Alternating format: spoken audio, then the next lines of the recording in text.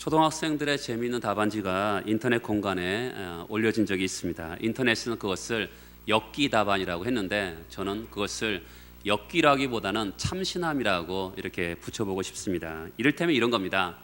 개미를 3등분하면 대답은 머리, 가슴, 배입니다. 그런데 아이들은 그것을 근본적으로 바라보기에 죽는다 이렇게 대답을 했습니다. 아이들에게는 이것을 생물학적인 해부학적인 관점보다는 살아있던 곤충이 죽는다는 것이 본질적인 문제였던 것 같습니다. 달걀을 먹을 때는 어떻게 먹습니까? 답은 소금 찍어 먹는다는데 아이들은 배운 대로 대답하기보다는 경험적으로 대답합니다. 가슴을 치며 먹는다 이렇게 대답을 했습니다. 부모님들은 왜 우리를 사랑하나요? 여러분 같으면 뭐라고 대답하시겠습니까? 생물학적으로 대답하시겠습니까? 아니면 문화적으로 대답하시겠습니까? 아이들도 아주 이 질문에 아주 난감했던 것 같습니다. 부모님은 왜 우리를 사랑하는 걸까요? 이렇게 답합니다. 그러게 말입니다. 기가 막힌 답 아닙니까? 하나님이 왜 우리를 사랑하십니까? 그러게 말입니다. 오늘은 어버이 주일입니다. 오늘은 특별히 어버이를 생각하는 날이기도 합니다. 이 세상에서 가장 소중한 것은 가정입니다. 더 설명할 필요가 없죠. 가정에는 부모가 있고 형제가 있고 부부가 있습니다. 형제 얼마나 좋은 관계입니까? 이 관계에서 제일 중요한 것은 우애입니다. 형제가 연합하여 동거함이 어찌 그리 선하고 아름다운가. 정말 형제에게 제일 중요한 관계는 우애입니다. 그러나 이 우애가 깨어지면 남남보다 못한 원수처럼 지내는 형제들도 있습니다. 또 부부입니다. 남남이 결합해서 아주 신비적인 관계를 유지합니다. 그래서 이 신비적인 관계를 하늘이 준 관계라고 이렇게 표현하죠. 부부에서 제일 소중한 관계는 사랑입니다. 이 서양 사람들을 보면 참 사랑은 저렇게 하는 거구나라는 것을 우리들에게 많이 보여주는 것 같습니다. 입으로 사랑합니다라고 몸으로 이렇게 사랑합니다라는 표현을 볼 때 많이 이렇게 감동을 받습니다. 그러나 우리나라 사람들의 사랑의 표현은 굉장히 어색합니다. 평생 속으로만 뼛속으로만 서로 사랑하는 부부들이 굉장히 많습니다. 부부간의 속에서도 사랑합니다 소리를 말로 한 번도 뱉어본 적이 없는 분이 많고 들어본 적이 없는 부분도 많습니다. 그러면서도 불평 없이 살아가는 것이 한국 부부들의 기적 중에 기적인 것 같습니다. 목사님들이 가정 세미나를 열었습니다. 그래서 목사님들만 참여했는데 거기서 마지막 날 마지막 시간에 부인들에게 전화해서 여보 사랑해 이것이 숙제였습니다. 젊은 분들은 금방 전화해서 여보 사랑해 라고 숙제를 맞췄는데 나이가 지긋하신 목사님이 전화를 못하는 거예요. 그래서 옆에 있었던 젊은 목사님이 사모님에게 전화를 걸었습니다. 그리고 나이 지긋하신 목사님에게 전화를 바꿔줬습니다. 여보 나요 444 사찰 잘 있나요? 이랬다는 거죠. 그렇죠? 이것은 평소에 서투른 표현의 결과이기도 합니다. 표현하고 고백하고 사는 것이 중요하지만 알면서도 무심하게 살아간 그런 결과입니다. 그래서 남편들이 용기를 내서 여보 사랑해 그러면 부인들은 꼬꾸라지고 넘어져야 됩니다. 정말 용기 내서 한 것이기 때문에 그렇습니다. 그래야 남편들이 여보 사랑해 자꾸만 표현하는 것이죠. 남편들이 용기를 내서 여보 사랑해 그랬는데 왜 안 하던 짓을 해? 이렇게 쏘아붙이면 참 멋없는 아내입니다. 그래서 남편들이 다시는 그런 말 하겠어요? 남편들이 용기 내서 여보 사랑해 그럴 때는 정말 감격스럽게 맞아줘야 됩니다. 가족 가운데 또 소중한 존재는 부모입니다. 부모처럼 소중한 존재는 없습니다. 나에게 생명을 준 이 땅의 생명의 공급자이기 때문에 그렇습니다. 그분을 존경해야 됩니다. 그러나 지금은 노인들의 순환 시대라 그러죠. 노인들이 자살이 굉장히 많고 자녀들에게 학대를 받는 부모들이 굉장히 많아지는 그런 시대에 살아가고 있습니다. 이때일수록 기독교인들의 효의 사상이 강조될 때인 것입니다. 조선시대 효정의 일화입니다. 효정이 이제 보통 임금이 거동을 할 때는 방방곡곡에 임금이 이동한다는 것을 붙였던 것 같습니다. 그래서 임금이 이동한다는 소식을 듣고 이 오랫동안 누워 계셨던 어머니께서 내가 나라의 백성으로서 나라님의 용한 얼굴을 한 번도 본 적이 없으면 말이 되겠느냐? 너는 나를 얻고서 임금님이 행차하는 곳에 나를 꼭 데려가라. 그래서 아들이 50리 길을 걸어서 어머니를 얻고서 임금님의 용안을 보게 합니다. 그때 임금님 멀리서 보니까 어머니를 얻고 있는 아들의 모습이 너무 신기해서 그 아들을 대걸로 부릅니다. 왜 그렇게 했는지 자초지종을 묻고서 네가 효자구나 하면서 후원 상금을 사사합니다. 그 이야기를 그 동네의 부려자가 듣습니다. 그래서 그 부려자가 또 임금님이 행차하시는 그 시간 즈음에서 어머니가 그렇게 한사코 싫다 그래도 어머니를 얻고서 나갔을 때 그 부려자에게 임금님이 후한 상금을 주려고 하니까 주변의 사람들이 임금님, 저 사람은 불효막심한 자입니다. 그 상금을 타고자 그 어머니를 얻고 온 것입니다. 그랬더니 이 효종 임금님이 효도는 흉내내도 좋습니다. 이렇게 하면서 후한 상금을 줬습니다. 그 불효자가 나중에 이 효자가 되었다는 이야기입니다. 여러분, 효도는 흉내만 내어도 괜찮은 것입니다. 이런 이야기를 들으면 전하는 저도 흐뭇하고 듣는 여러분도 흐뭇합니다. 왜냐하면 인륜이 무너진 험악한 시대에 살아가는 우리들에게 정말 청량음료처럼 상쾌한 이야기가 될 것이기 때문에 그렇습니다. 성경은 부모를 공경하라고 합니다. 부모를 공경하라 아주 강하게 말씀합니다. 왜냐하면 부모는 공경의 대상이기 때문에 그렇습니다. 성경은 자녀들을 사랑하라 이렇게 이야기하지 않습니다. 그러나 부모를 공경하라. 왜냐하면 인간의 노력해서 되기가 쉽지 않기 때문에 공경하라 이렇게 말합니다. 왕은 복종하라 그럽니다. 성경에서 공경하라는 대상은 두 분밖에 없습니다. 땅에서는 위로는 하나님을 공경하고 땅에서는 부모를 공경하라고 이야기하고 있는 것이죠. 하나님은 내 영적인 공급자시고 부모는 내 생명의 공급자이기 때문에 공경하라 이렇게 얘기합니다. 종종 기독교에서 효 사상이 있습니까? 효에 대한 메시지가 있습니까? 라고 저에게 물어본다면 저는 자신 있게 오늘 읽은 요한복음 19장의 말씀을 추천해드리고 싶습니다. 효에 대한 감동적인 실천적인 장면의 모습입니다. 먼저 예수님이 처한 상황을 보도록 하겠습니다. 지금 예수님은 십자가에 달려서 고통당하고 계십니다. 18절에 보면 예수님이 십자가에 못 박힘을 당하셨습니다.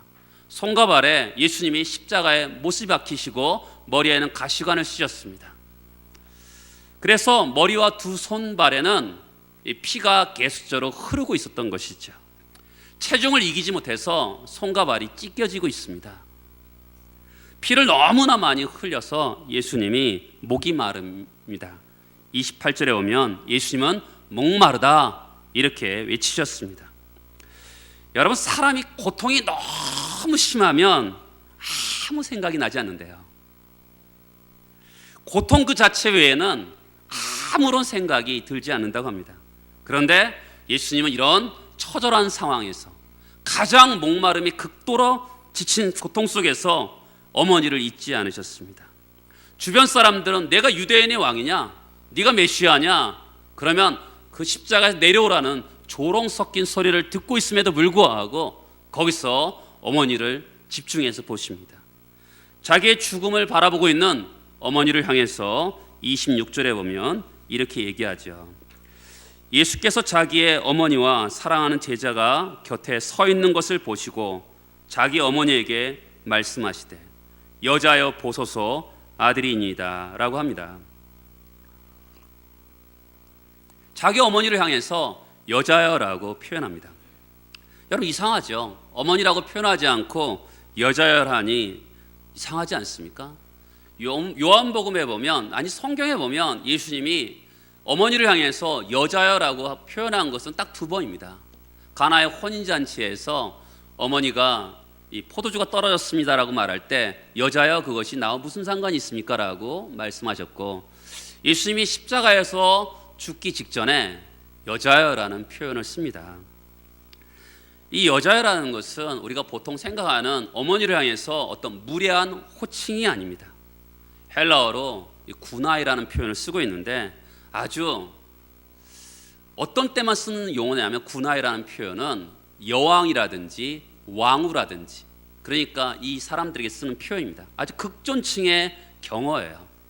기록에서는 로마 황제가 클레오파트라 이집트 여왕이었던 클레오파트라를 처음 봤을 때 구나이 여인이여 라는 표현을 썼다 그래요. 그러니까 이 어머니를 향해서 이 예수는 가장 극존칭의 언어를 사용하고 있는 것을 볼 수가 있어요. 그리고 보소서 아들이니이다 27절에 이렇게 26절에 말씀하고 있죠. 이 아들은 제자 요한에게 말을 하는 것입니다. 내 대신 나는 죽지만 내 대신 어머니를 부탁한다 이런 표현이죠. 이때 요한이 응답하죠. 27절에 보면 보라 내 어머니라. 그때부터 그 제자가 자기 집에 모시니라 라고 합니다. 전승에 의하면 예수님의 어머니 마리아는 90살까지 살았다 그래요.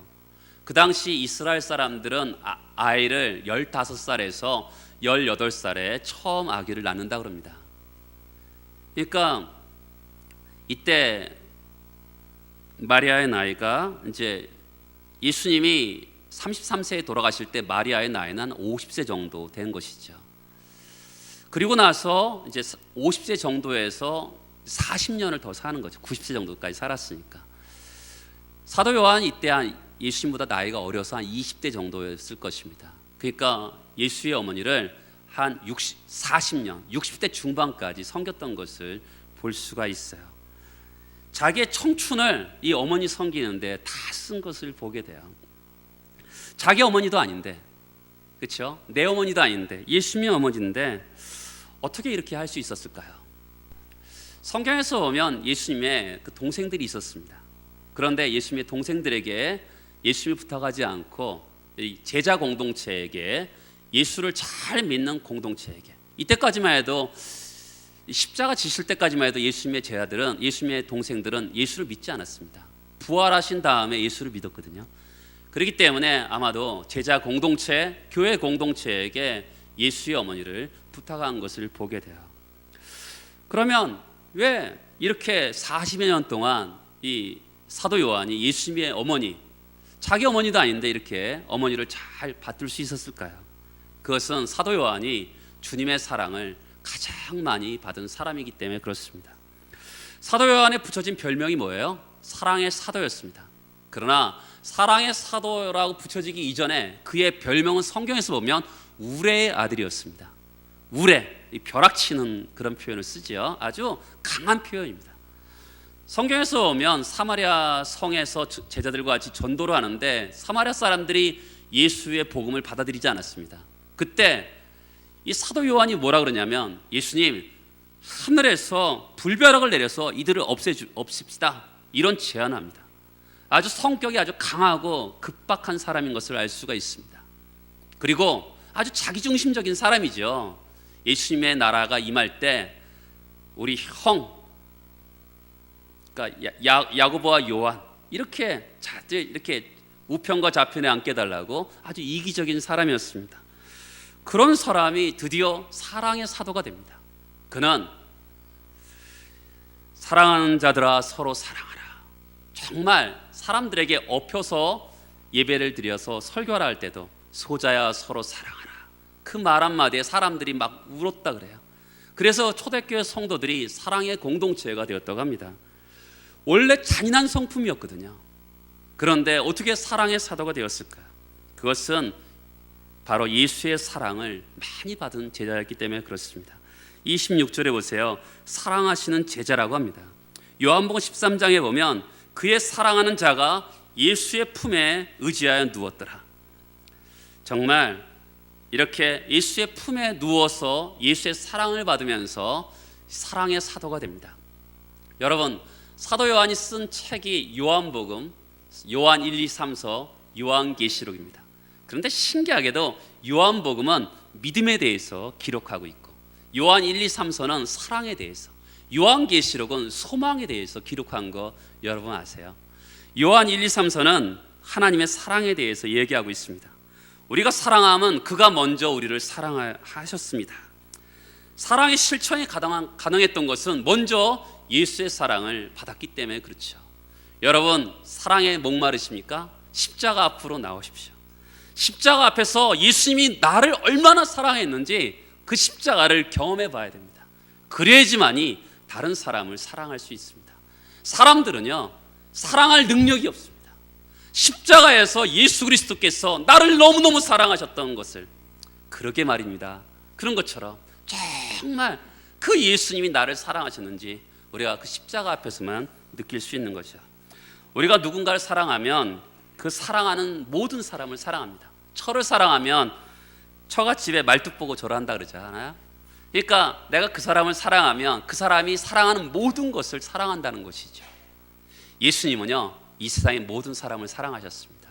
그렇기 때문에 우리가 그 예수 때문에 정말 주님이 사랑하는 모든 사람을 사랑했다고 결심한 순간 가까이 있는 사람, 우리 부모님을 사랑할 수 있는 것이죠.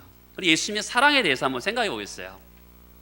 예수님의 오늘 말씀의 사랑, 내 부모를 공경하라. 여러분, 부모를 공경하라는 것은 가장 귀한 가치를 그에게 두는 것이거든요. 그리고 긍지를 갖는 것이고 무게를 갖는 것입니다. 그러면 예수님이 오늘 말씀 가운데 속에서 예수님이 그 부모에 대해서, 어머니에 대해서 가장 귀한 가치를 두었다라는 것을 아까 제가 말씀드렸죠. 군아이, 여자여, 여왕이나 그 왕후에게 사용되는 단어를 사용했습니다. 여러분, 예수님은요, 성령으로 잉태하신 분이십니다. 그렇지만 육신의 어머니가 아니었다면 이 땅에 나올 수 없었던 것이죠. 그리고 예수님의 어머니는 어떻습니까?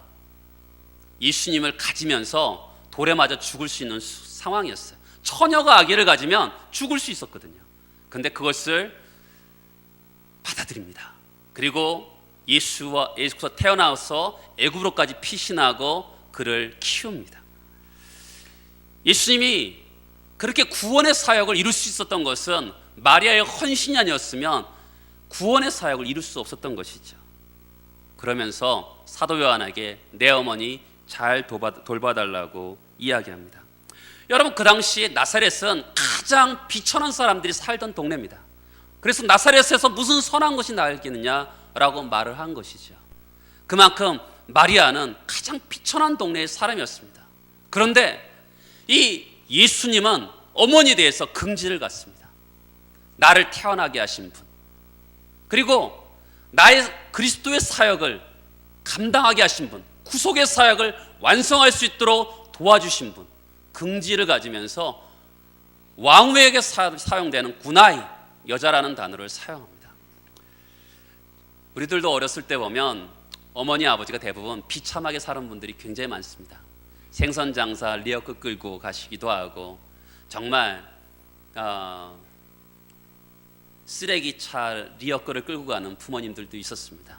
근데 그 당시에 친구들이 하고 같이 가다가 어머니의 아버지의 비참한 모습을 보면 어머니 아버지도 자녀들이 창피할까봐 인사도 안 하고 넘어가고, 또한 자녀들도 친구들에게 창피할까봐 인사도 하지 않고 넘어갑니다.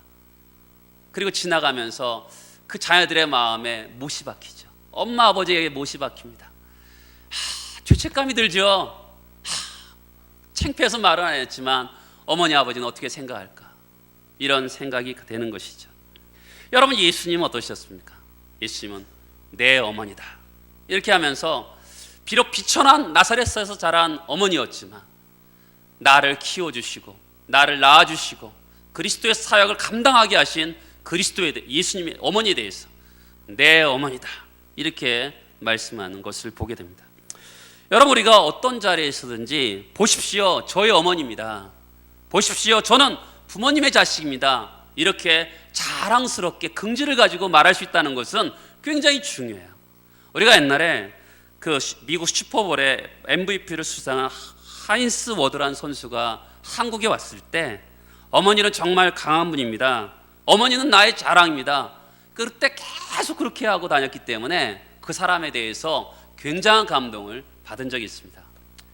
여러분, 우리가 인생을 살면서 부모를 공경한다는 것은 뭐냐면 그분에 대해서 강한 긍지를 가지고 나를 태어나게 하신 분, 그것만으로도 감사하고 공경할 가치가 있는 것입니다. 뿐만 아니라 예수님은 말로만 정신적으로만 그 어머니를 사랑했던 것이 아니라 사랑의 필요를 구체적으로 공급하셨어요. 내가 떠나면 어머니는 어떻게 될까 생각하면서 사랑하는 제자에게, 믿을 만한 제자에게, 사랑하는 제자에게 내 어머니라 돌봐달라고 부탁하라는 것입니다. 사랑은 구체적으로 필요를 공급하는 거죠. 어버이날 부모님들이 가장 받고 싶은 선물은 뭐냐? 라고 앙케이트 조사를 했더니 50%가 넘게 현찰이라 그럽니다. 그래서 어느 교회 목사님들은 이렇게 성도들에게 훈련을 시킨대요. 부모님이 가장 좋아하는 것은 무엇입니까? 외치게 하고 현찰, 이렇게 훈련을 시키는 분도 잇따릅니다. 어떻든 이제 물질적인 필요를 공급했습니다. 그렇다고 평생 40년 동안 사도 요한이 어머니를 섬겼는데 손해봤을까요? 사도 요한은 제자 중에서 가장 오래 산 제자입니다. 그리고 하늘의 비밀을 봐서 요한계시록을 기록했습니다. 생각나는 말씀이 있죠? 에베소 6장의 말씀입니다. 내 부모를 공경하라. 이것은 약속이 있는 첫 계명이니 무슨 약속입니까? 내가 땅에서 잘 되고 장수하리라. 이 약속이 가장 그대로 실현된 사람이 누구냐면 사도 요한인 것입니다. 성경에 보면 부모를 공경하라. 당연한 일인데도 복이 있다 그럽니다. 그 복이 몇 가지 있어요. 하나는요, 자신으로부터 받는 복입니다. 여러분, 부모를 공경하면 자기 양심이 자기를 인정합니다. 당당하죠. 그러니까 매사에 자신감 있게 살기 때문에 자신으로부터 오는 복이 있습니다. 또한 두 번째는 이웃으로부터 오는 복이 있습니다. 부모를 공경하는 사람은 사람들은 저 사람은 믿을 만한 사람이야 믿어주는 성향이 있는 것이죠. 세 번째는 하나님으로부터 받는 복입니다. 내가 복되고 장수하리라. 하나님은요, 효자를 사용하시는 거 아세요? 이방 여인이었던 룻을 보세요. 그 시어머니를 기대할 가치가 하나도 없던 사람입니다. 그 어머니는 가지고 있는 게 아무것도 없었어요. 기댈 어떤 조건도 없었습니다. 희망도 없었습니다. 그런데 그 시어머니를 끝까지 책임집니다. 말할 수 없는 복을 받죠. 베들레헴의 유지였던 보아스와 결혼하게 되었는데 그저 좋은 남편을 만났다는 것만이 아닙니다. 다윗의 할머니가 되었고 예수님의 족보에 들어간 여인이 되었습니다. 이것은 억척까지 살았더니 성공했다, 이런 표현이 아니라 하나님이 부어주시는 복을 경험했다는 것이죠. 여러분, 하나님은 효자를 사용하십니다. 성경에서 보면 다윗도 열심히 일을 했고, 그리고 하나님 항상 성경에 보면 효자를 사용하시는 그런 부분을 얼마든지 찾아볼 수가 있습니다. 그런데 우리가 부모와 살다 보면 왠지 모르게 부모와 관계가 틀어질 때가 많습니다. 부모에게 받은 상처가 굉장히 많습니다. 이것은 십자가의 은혜로 풀 수가 있습니다. 우리가 받은 상처보다 십자가의 은혜, 하나님의 사랑이 너무나 크기 때문에 그 상처를, 부모에게 받은 상처를 풀 수가 있는 것입니다. 어떤 책에 보면 어떤 여인이 있었는데 부모님이, 아버지가 이 알코올 중독자였습니다. 학대했어요. 그녀가 집을 나가면서 다시는 아버지를 보지 않으리라 결정을 합니다. 그러다가 밖에 나가서 예수를 믿습니다. 성경을 공부하고 기도합니다. 그러나 문제가 있는데 자신의 냉정하고 비판적인 성격이 문제였습니다. 아무리 성경을 읽고 기도해도 냉정하고 비판적인 성격이 변하지 않는 거예요. 목사님하고 상담했더니 아버지에게 받은 상처 때문에 그렇다는 결론을 받게 되었습니다. 마음의 상처만 받은 것이 아니라 자기도 아버지랑 똑같이 닮아가는 것입니다. 아버지를 미워하는 것이 하나님으로부터 오는 축복을 막는 것을 그가 경험하게 되었습니다. 그래서 그가 어려웠지만 아버지에게 전화를 겁니다. 그리고 아버지를 찾아갑니다. 옛날에는 거인 같은 아주 튼튼한 아버지였는데 아주 늙은, 아주 무서운 거인이 아니었습니다. 어려운 말을 했어요. 아빠, 오랫동안 제가 아버지를 미워했어요. 용서해 주세요. 아빠도 울면서 내가 너를 그렇게 상처를 줬구나, 미안하다. 헤어져야 될 시간에 그 딸이 아버지를 꽉 안으면서 아버지 사랑해요 라고 했습니다. 그의 마음속에 아버지를 미워하는 마음이 있었던 것이 아니라 깊은 내면에 아버지를 사랑했던 그런 마음이 있었던 것이죠. 여러분, 그러면서 그의 성격도 치유를 받습니다. 사람들과의 관계도 좋아지고 하나님의 은혜의 문이 열리게 되었습니다. 여러분, 부모님을 조건 없이 용서하시고 사랑하시기 바랍니다. 아무리 가정이 불행하다 하더라도 부모를 용서하고 그를 축복하다 보면 그 가정이 회복되고 하나님의 은혜의 문이 열리게 되는 것입니다. 자녀들아, 주 안에서 부모를 공경하라. 주 안에서. 왜냐하면 인간의 노력으로 될 수 없는 부분이 있기 때문에 주 안에서 십자가의 은혜로 그 부모를 공경하라, 이렇게 말씀하고 있는 것입니다. 저를 따라서 해보시겠어요? 사역과 사명 때문에 부모 공경의 도리를 잊어버려서는 안 된다. 예수님께서 지금 사역의 완성인 십자가에서 돌아가시는 과정에 있습니다. 그런데 그 과정 속에서도 사역과 사명 때문에 부모 공경의 도리를 잊지 않으시고 사도 요한에게 어머니를 부탁하는 것을 보게 됩니다. 예수님은 어떤 분이십니까? 내가 곧 길이요 진리요 생명이라고 말씀하셨습니다. 예수님이 어떤 분이십니까? 참 빛이십니다.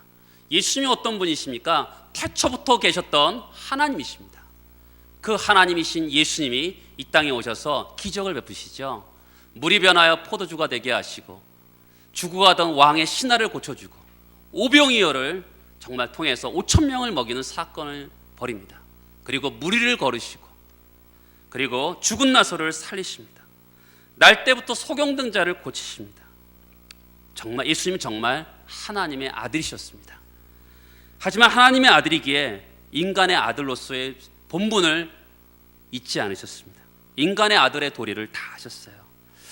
여러분, 예수님이 마지막에 말씀하신 것이, 인간에게 부탁한 것이 두 가지인 거 아시죠? 너희는 온 천에 다니며 만민에게 복음을 전파하라. 복음 전파에 대해서 유언을 하셨습니다. 그리고 두 번째가 바로 보라 내 어머니다, 효도를 부탁하셨습니다. 십자가에서 죽으시기 전에 유언하시면서 효도하라 말씀하시고, 그리고 승천하시기 전에 너희는 온 천에 다니며 만민에게 복음을 전파하라. 예수님이 당부하신 것은 두 가지입니다. 예수님이 지금 자신의 사역 때문에, 사명 때문에 그 부모님을 외면하지 않습니다. 자신의 사역과 사명을 지금 하시면서도 그 부모에 대해서 관심을 갖고 돌봐달라고 부탁하고 있는 거 여러분 기억하셨으면 합니다. 저를 따라서 또 한번 해보겠습니다. 십자가의 효도를 하라. 아까도 말씀드렸지만 지금 가장 고통당하는 가운데 있습니다. 자기가 고통당하면, 너무 심하게 고통당하면 주변 것들을 아무 생각이 나지 않는다고 아까 말씀드렸습니다. 그런데 그 가운데 속에서도 어머니를 기억하시고 그분에게 효도합니다. 저는 이것을 십자가의 효도라고 부르고 싶습니다. 십자가의 효도는 고통 속에서 하는 효도입니다. 힘들고 어렵지만, 자신의 몸 하나 감당하기 어려운 순간이지만 그 가운데 속에서 하는 효도가 십자가의 효도라고 부르고 싶습니다. 우리가 왜 부모님께 효도하지 못합니까? 물질이 없어서, 먹고 살기가 힘들어서, 자녀 키우기가 너무 힘들어서, 어쩔 때는 내 몸 하나 까딱하기가 힘들어서 부모에게 효도할 수 없습니다라고 말하는 분들이 대부분입니다. 그런데 여러분, 경제적으로 힘들고 자녀 뒷바라지가 아무리 힘들어도 예수님은 가장 고통 가운데 속에서도 십자가의 효도를 하신 거 기억하셨으면 합니다. 최고 효도는요, 부모님을 하나님께로 인도하는 겁니다. 아까도 말씀드렸죠? 앙케이트 조사했는데 부모님에게 가장 어버이날 받고 싶은 선물, 첫 번째가 현찰이었습니다. 50%가 넘고요. 두 번째는 손편지였습니다. 그리고 티켓, 이런 것들이었습니다. 어떤 때는 플랜카드로 써졌다 그래요. 꽃으로 퉁치려고 하지 마라, 이렇게 하는 플랜카드도 있었다 그래요. 그러나 최고 효도는 현찰보다도 그 부모를 하나님께 인도하는 것입니다. 현찰은요, 이 세상을 편하게 합니다. 그렇지만 그 부모를 전도해서 하나님께로 인도하면 하나님 나라에서 가장 같이 편하고 행복하게 살 수 있는 것이죠. 어느 목사님이 공원에서 전도를 했습니다. 어떤 할아버지에게 전도하면서 예수 믿으세요. 예수를 믿으면 이 땅에서 행복하고 죽으면 천국 갑니다. 그 할아버지가 이렇게 빤히 쳐다보면서 묻습니다. 아니, 하나님이 그렇게 좋아? 그러면 나 그래서 안 나가. 아니, 할아버지 왜 그래서 안 나가요? 그래서 나가야죠. 할아버지가 충격적인 말을 합니다. 부끄럽지만 내 아들이 전도사야. 근데 그놈이 나한테 한 번도 교회 가자고 한 적이 없어. 그렇게 좋다면 애비한테 왜 말하지 않는 거야? 하나님이 좋지 않든지 그놈이 나쁜 놈이든지 둘 중에 하나가 아니겠어? 여러분, 전도는요, 부모님에게 하는 가장 최고의 선물입니다. 왜냐하면 이 땅에서 나를 낳아주고 키워주신 부모님과 이 땅에서 행복하게 살다가 저 천국에서 영원히 같이 살 수 있는 최고의 선물인 줄 믿습니다. 여러분들에게 그런 은혜가 함께 하시길 바라겠습니다. 다 같이 일어나셔서 기도하시겠습니다.